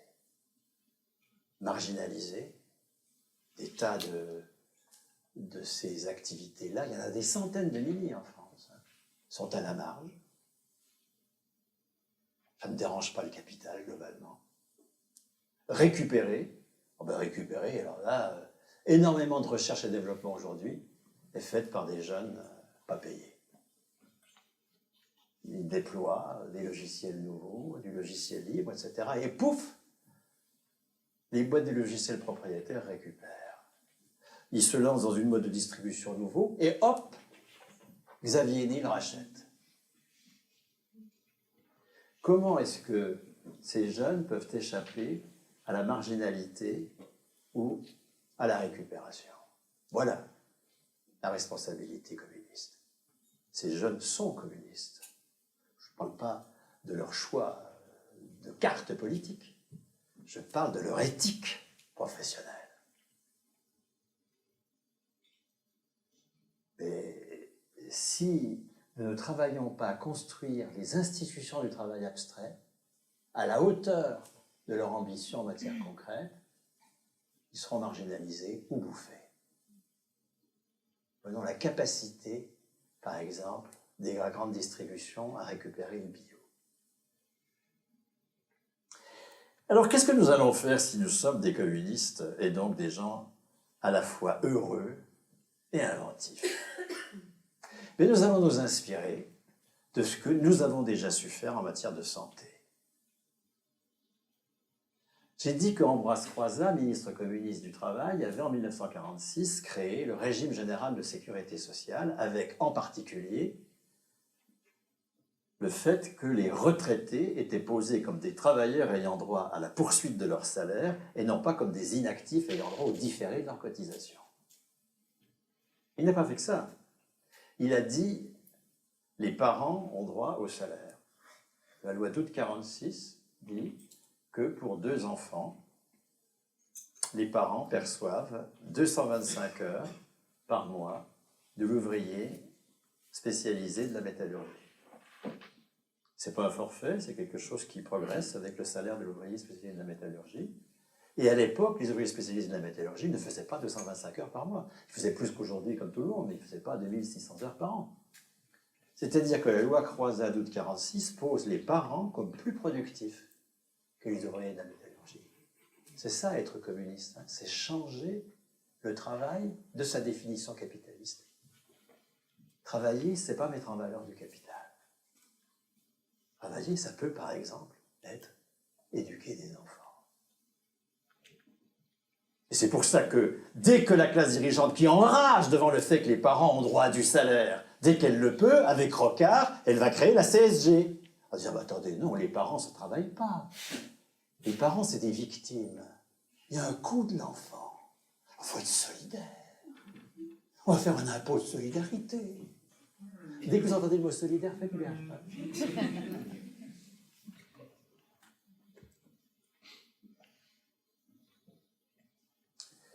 Et en matière de soins, qu'est-ce qu'elles vont faire? Alors, pas Croizat, ça se fera plus tard, ça se fait à partir de la fin des années 50. Mais jusqu'en 67, ce sont les travailleurs eux-mêmes qui gèrent le régime général. Je rappelle que des travailleurs élus, qui composaient les 3/4, élus tous les 5 ans, qui composaient les 3/4 des conseils, les patrons faisant seulement le quart, ont géré l'équivalent du budget de l'État, le régime général de sécurité sociale. Ça s'est parfaitement passé. C'est ça la fierté, d'ailleurs, ouvrière. Nous sommes responsables économiquement. Et qu'est-ce qu'ils ont fait? Ce n'est qu'en 67, donc, que De Gaulle va les éliminer en supprimant les élections et mettant en place le paritarisme. Eh bien, à partir de la fin des années 50, ils vont complètement opérer une mutation de l'appareil de production de soins. Jusqu'en 61, les professionnels des soins de ville n'étaient pas remboursés. Payaient de sa poche. Et d'autre part, à l'hôpital, c'était des mouroirs.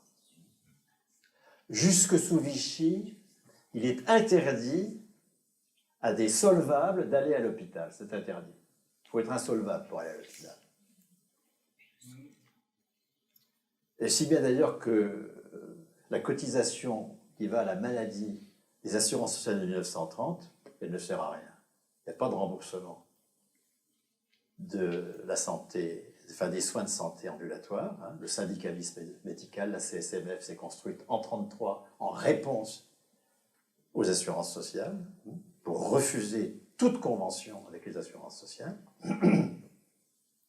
Et les hôpitaux, dès lors qu'on est assuré social, on est solvable. Tant qu'on ne peut pas y aller, c'est interdit.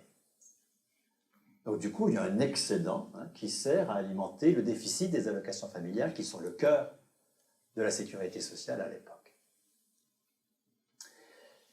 Ce qui va se changer mais complètement à partir de la fin des années 50, c'est l'hôpital. D'une part, conventionnement des libéraux, et d'autre part, à l'hôpital, un investissement mais absolument considérable. Et en commençant par les CHU, on lie l'université et l'hôpital, on salarise l'élite du corps médical. Ensuite, les hôpitaux psychiatriques qui relèvent de l'aide sociale relèvent de l'assurance maladie. Tous les hospices sont transformés en hôpitaux locaux avec des lits actifs, ceux-là même qu'on supprime aujourd'hui. Cet investissement colossal s'est fait sans appel au partenariat public-privé, sans appel au marché des capitaux. Ça s'est fait par la hausse du taux de cotisation. Le taux de cotisation maladie est passé de 8 à 16% du salaire brut entre 1945 et la fin des années 70. Du coup, l'assurance maladie a pu d'abord, elle a pu conventionner la médecine et les soins de ville, enfin les kinés, les infirmiers libéraux, et puis, par ailleurs, elle a pu subventionner l'investissement hospitalier. Du coup, la production de soins n'était pas une réalité du capital, c'était une production communiste. L'outil de travail est une propriété d'une collectivité publique, propriété patrimoniale, remise en propriété d'usage aux soignants. Il faut voir les enquêtes sur le bonheur au travail des soignants des années 70. Imaginez maintenant les enquêtes dans les EHPAD sur le bonheur du travail aux soignants. Et donc vous avez une remise en propriété d'usage de l'outil hôpital aux soignants. avec une CME qui est absolument décisive, etc., une direction qui est assez secondaire, des gestionnaires qui sont inexistants, etc., etc. Donc une maîtrise de la clinique par les travailleurs, ils maîtrisent leur travail concret parce qu'ils maîtrisent le travail abstrait. Ce n'est pas un groupe capitaliste qui est propriétaire de l'hôpital et qui leur impose des normes. Ils sont propriétaires d'usage de l'outil. Et ils sont à la fois maîtres du travail concret et du travail abstrait. Eh bien, nous allons faire pareil. Alors évidemment, depuis 1979, il n'y a eu aucune hausse du taux de cotisation maladie. Il double entre 1945 et 1979, il est toujours à 16% aujourd'hui, quand il existe encore, parce que toutes les exonérations, comme vous connaissez bien. Évidemment, les hôpitaux s'endettent et les soignants travaillent pour rembourser la dette. Pas du tout pour soigner. Ça change tout quand on travaille pour rembourser une dette. Et donc, si nous voulons sortir toute cette jeunesse dissidente du risque de marginalité ou de récupération, ce que nous proposons, pas que moi, il y a toute une réflexion avec un groupe d'ingénieurs sans frontières, des agronomes, etc., avec la Confédération paysanne, un réseau salarial, l'association d'éducation populaire dont je fais partie et qui a ici des brochures à votre disposition et des feuilles, si vous avez eu sur votre siège, une petite feuille si vous voulez donner votre adresse pour être tenu au courant de toute cette activité d'autoproduction, de projets et d'outils pédagogiques pour rendre crédibles des projets qui vont actualiser ce bonheur des soignants des années 70. Nous allons créer une cotisation, une sécurité sociale de l'alimentation. Il y a aujourd'hui une très forte conscience populaire que l'agrobusiness empoisonne les paysans, empoisonne les sols et nous empoisonne. Maintenant, c'est acquis. Ça a été très long, mais c'est acquis.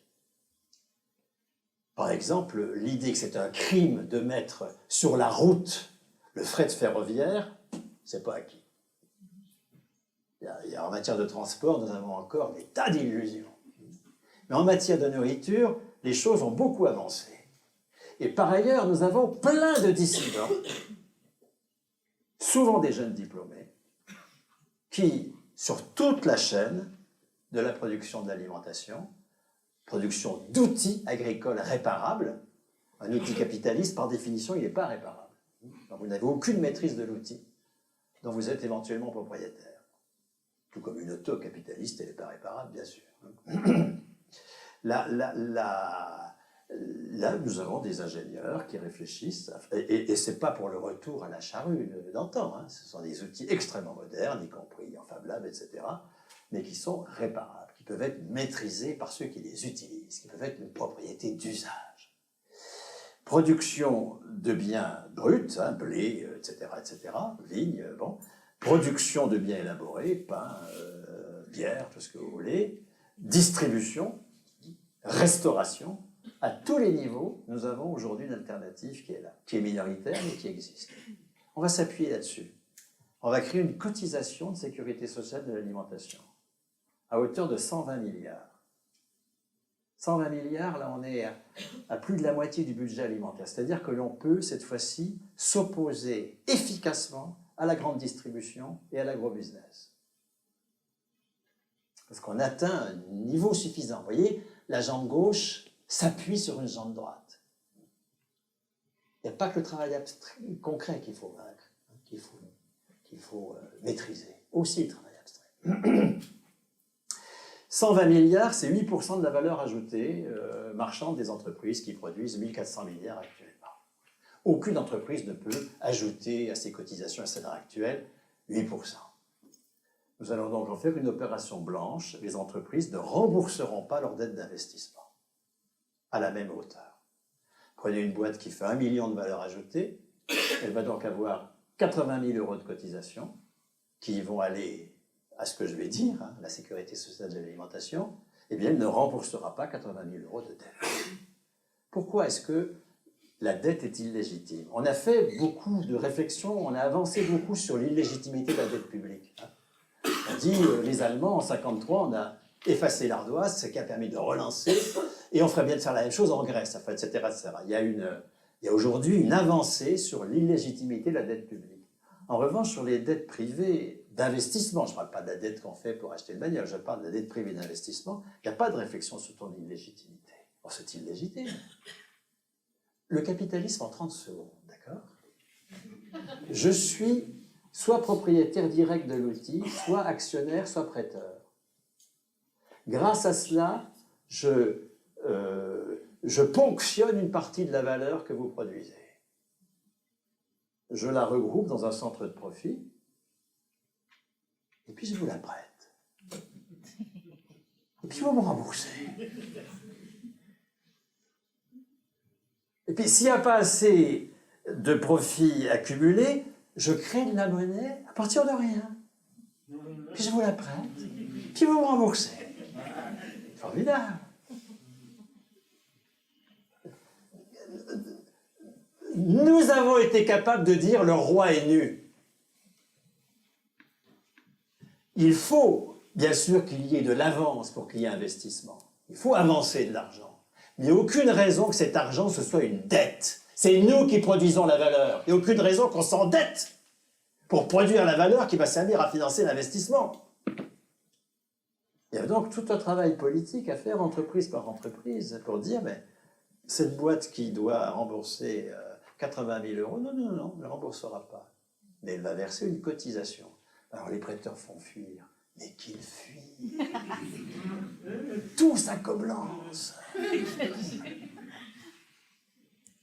Si vous prenez la balance des capitaux, c'est les capitaux produits en France et exportés comparés aux capitaux produits à l'étranger importés. Elle est nulle, structurellement nulle. C'est-à-dire que nous n'avons pas du tout besoin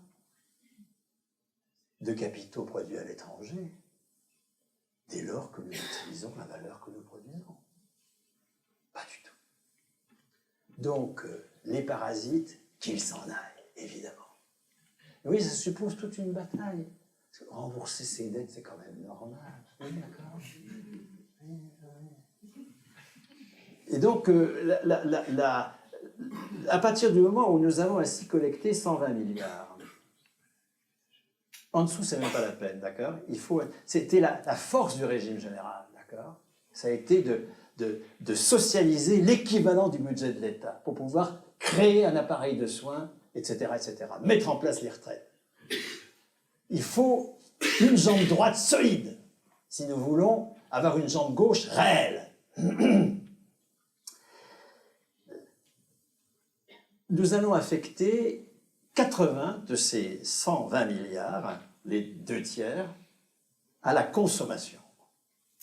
C'est-à-dire que chacun va voir sa carte vitale, la technologie existe, augmenter de 100 euros par mois et par personne.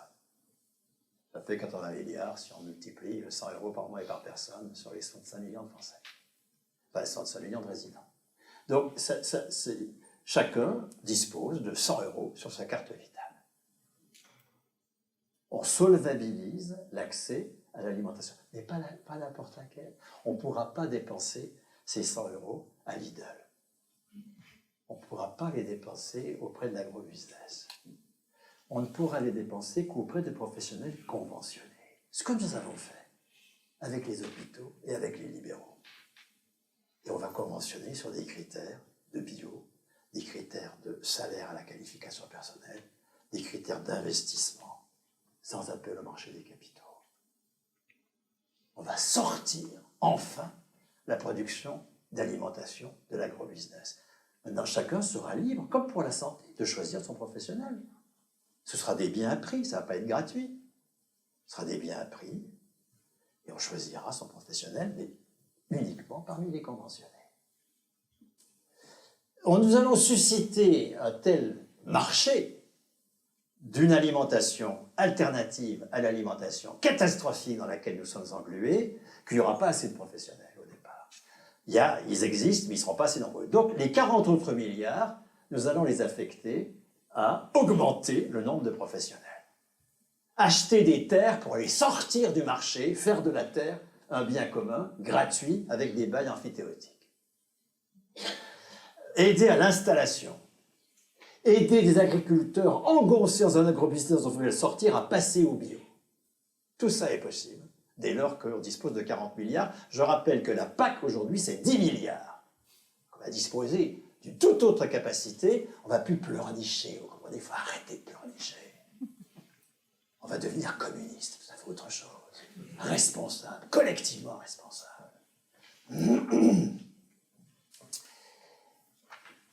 Petite conclusion pédagogique. Communisme, c'est à la fois l'auto-organisation du travail concret et la souveraineté sur le travail abstrait.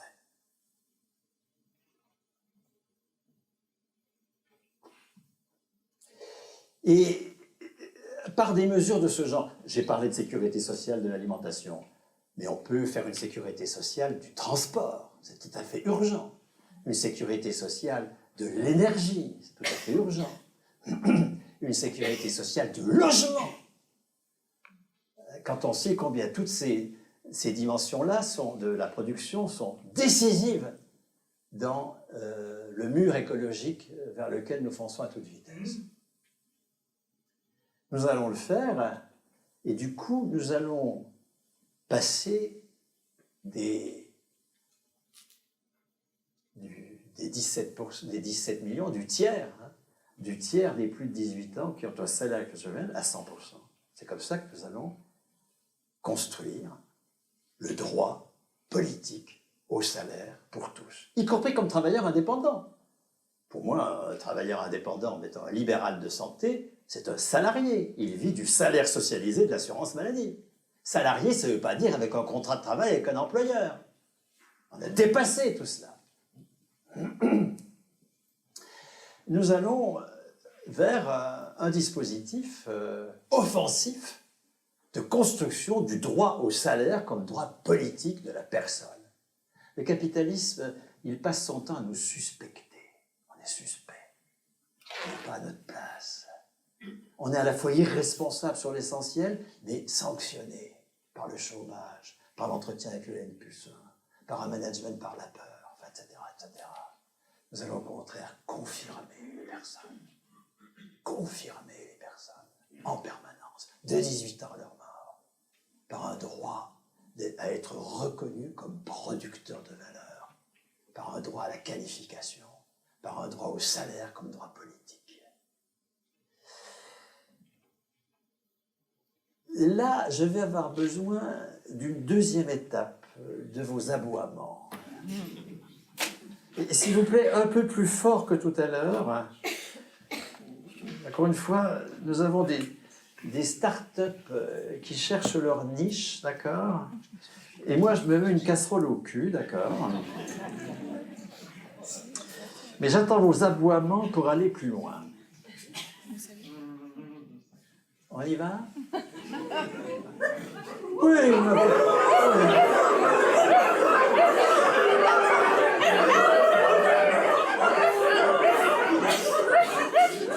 couché, Macron. Mais qu'est-ce que tu as en plus du panier? Qu'est-ce que tu m'apportes ta casserole, là? Ben, c'est pour ceux qui auraient un trop petit panier. Ceux dont la performance économique sur le marché des biens et services, sur le marché du travail, ne sera pas suffisante pour qu'ils aient assez de points. Il faudra qu'ils aient un revenu de base, une bonne casserole au cul, un revenu de base universel. Vous voyez qu'on ne peut pas combattre Macron par amour. Ça va, ça?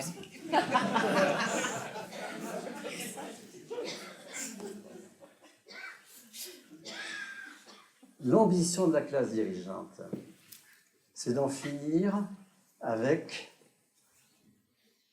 la responsabilité économique de ceux qui ont un salaire comme droit politique, attaché à leur personne. Et de remplacer ça par l'aléa de la performance marchande compensée par le panier et la casserole. Toute la réforme engagée depuis Rocard, c'est de remplacer le salaire à la qualification personnelle par le panier et la casserole. Prenons la création de la CSG en 91 pour les allocations familiales. Les parents, ils n'ont pas droit à du salaire, ils ont droit à la casserole. Un revenu de solidarité, un forfait, financé par l'impôt.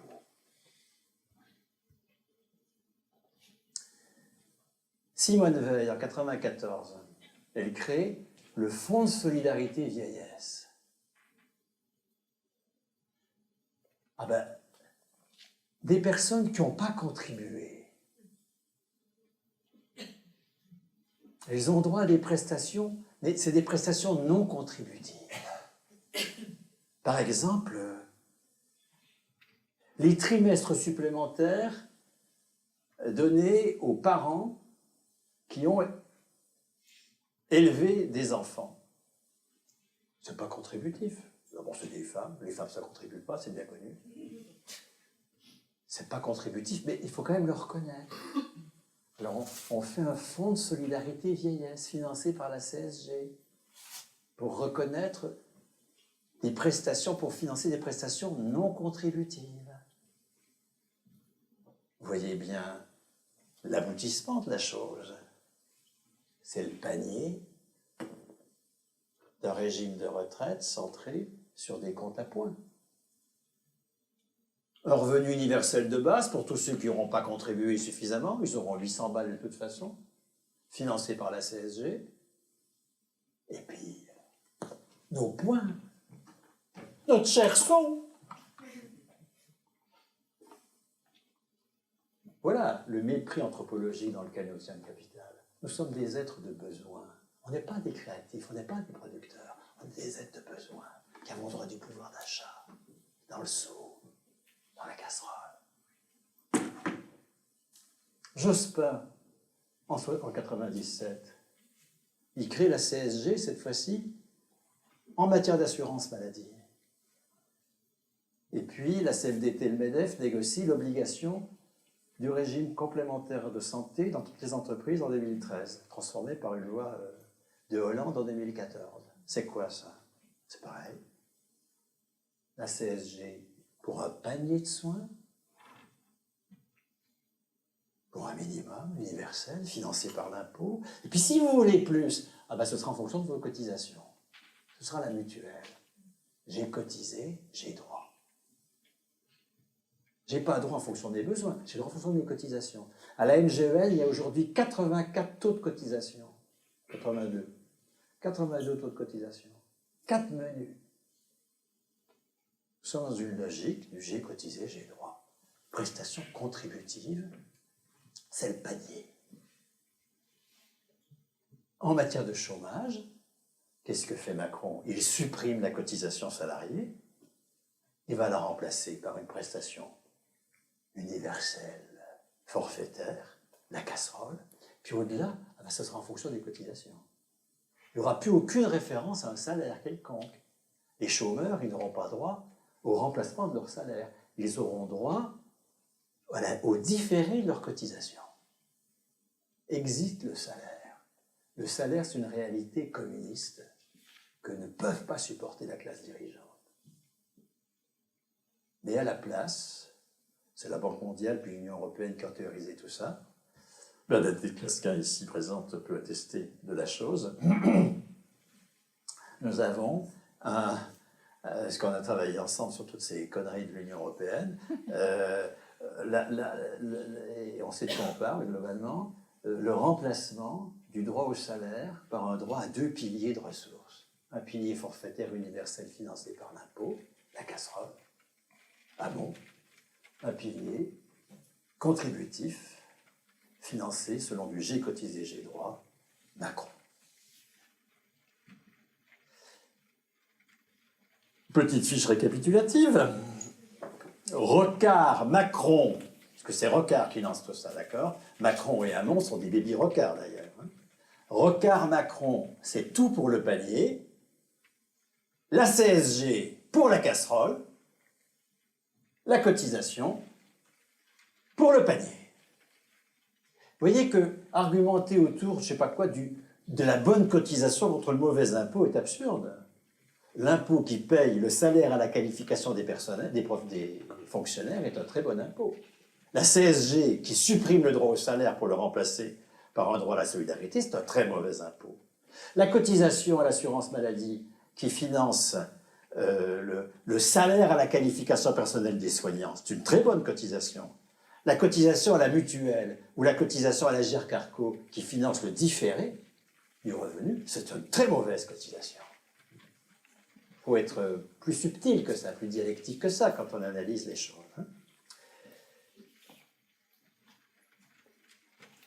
Comment est-ce que nous allons répondre à Macron et le vaincre? Autre titre d'un autre bouquin qui est là à votre disposition. Vous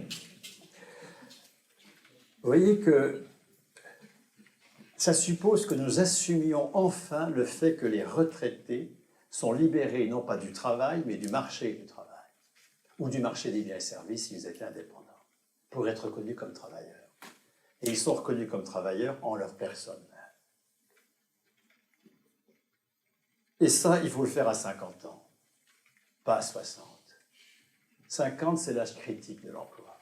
C'est l'âge où on est licencié en premier, c'est l'âge où on ne trouve pas de boulot si on a été licencié, c'est l'âge aussi où si on est dans l'emploi, on s'ennuie, on a fait le tour, on est exaspéré devant les exigences gestionnaires, on ne sait pas comment sortir de l'impasse dans laquelle on est. C'est l'âge auquel il s'agit que maintenant on ait droit au salaire à la personne. La proposition, c'est donc qu'à 50 ans, tout le monde soit libéré du marché pour être reconnu comme travailleur. Et que donc, soit son revenu s'il est indépendant, soit son salaire deviennent un attribut de sa personne. Et non plus de sa réussite sur le marché ou de sa réussite comme employé. Si le salaire que l'on a à 50 ans est inférieur à 2300 €, il est automatiquement porté à 2300 €. Pourquoi? Parce qu'il est tout à fait légitime qu'à 50 ans, on touche le salaire moyen. Le salaire moyen aujourd'hui, c'est 2300 € par mois. Net, je parle. Donc il s'agit que tout le monde, à 50 ans, ait son salaire porté à 2300 € s'il est inférieur à 2300 € et baissé à 5000 € s'il est supérieur à 5000 €. Ceux qui ont besoin de plus de 5000 € par mois pour travailler, c'est qu'ils n'aiment pas leur boulot, globalement. Donc on leur fait faire un boulot tellement dégueulasse qu'il faut des colifichets de la consommation. Et quelqu'un qui est responsable, quelqu'un qui est dans la responsabilité économique, il n'a pas besoin des colifichets de la consommation. Avec 5000 € par mois, il est parfaitement en capacité de consommer. Donc nous allons à la fois réduire la hiérarchie des salaires, vous voyez, passer de 1 à 3000 comme aujourd'hui, à 1 à 2 en gros, 2300, 5000, avec la possibilité pour les retraités, jusqu'à leur mort, de monter en qualification. Pas au-delà de 5000, ceux qui sont à 5000, bon, ils ne peuvent pas aller au-delà, bien sûr, mais de monter en qualification. Il n'y a aucune raison. Moi, je suis plutôt plus qualifié aujourd'hui qu'à 30 ans. Je fais des conférences gesticulées que je ne savais pas faire, je fais des trucs de l'éducation populaire, des trucs... J'ai lu davantage, j'ai écrit des trucs qui sont plutôt mieux, etc. Il n'y a aucune raison que je sois stabilisé à ma qualification de 60 ans. Pour rentrer une espèce de no man's land en attendant Godot qui n'arrive jamais, comme par hasard. Pour être marginalisé dans le bénévolat, ce truc de merde, dont par un détournement du stigmate, comme on dit, on se glorifie. Ah ben moi je suis bénévole, ah oui, je suis marginalisé. Et donc, chacun va se trouver enfin en situation de travailler, puisqu'il ne va plus dépendre de l'aléa d'un marché qu'il ne maîtrise pas pour être reconnu comme travailleur, avec une responsabilité, comme toujours. Il n'y a pas de droit sans responsabilité. Les retraités, ils vont avoir la responsabilité d'organiser l'auto-organisation des travailleurs en matière de travail concret. Ils savent faire, ils ont 40 ans d'expérience, enfin pas 40 ans, 50 ans, mais ils ont 25 ans d'expérience. Ils savent faire. Alors, ceux qui s'emmerdent dans leur boulot, ils vont le quitter évidemment, puisqu'ils auront leur salaire. Pour aller où? Pour aller dans les boîtes alternatives dont j'ai parlé. Ces boîtes n'auront pas à les payer, puisqu'ils le sont par la caisse. Ça va être donc tout bénef pour ces boîtes qui vont arriver de la valeur ajoutée nouvelle, sans avoir à payer ces salariés qui le sont par la caisse. Alors ces boîtes vont avoir des cotisations à payer, bien sûr, puisqu'il y aura valeur ajoutée supplémentaire. Mais ils n'auront pas à payer les salariés. C'est la caisse des salaires qui les payera. Là, nous anticipons progressivement sur une logique dans laquelle ce n'est pas les entreprises qui payent les salariés. Pourquoi est-ce qu'on a pu avoir de telles conquêtes en matière de fonction publique hospitalière ou de santé ou d'éducation, etc. C'est parce que c'est le trésor public qui finance, pas chaque lycée. C'est parce que c'est l'assurance maladie qui finance, pas chaque hôpital. Toute l'ambition de nos adversaires, c'est que ce soit chaque établissement qui finance, bien sûr, pour qu'on arrive à la logique capitaliste. Donc, nous allons étendre cette logique-là. Du coup, la production de soins qui est aujourd'hui en très grand péril, elle va se trouver confortée puisque nous allons imiter cette affaire dans tous les domaines. Responsabilité des retraités, donc, ceux qui vont quitter leur entreprise pour produire dans des entreprises alternatives correspondant à leur éthique professionnelle, ou qui vont en créer. Deuxième responsabilité des retraités, ceux qui restent dans leur entreprise parce qu'ils aiment leur service public, ils aiment, etc. Mais ça va être d'agir pour la faire bouger. Par exemple, ceux qui sont salariés de Carrefour et qui vont voir que Carrefour est en train de chuter en termes de pouvoir de bénéfices, de chiffre d'affaires, puisque nous avons plus de la moitié du marché de l'alimentaire qui échappe à Carrefour, à la grande distribution. Et la responsabilité des retraités qui n'auront pas à craindre, puisqu'ils auront leur salaire lié à leur personne. Ils ne vont pas être soumis au chantage. Ça va être d'organiser les travailleurs de Carrefour pour qu'ils conquièrent la propriété de l'entreprise. Et que du coup, Carrefour devienne conventionnable. Vous voyez comment nous allons créer une dynamique formidable. Quand on est communiste, on est à la fois joyeux et inventif.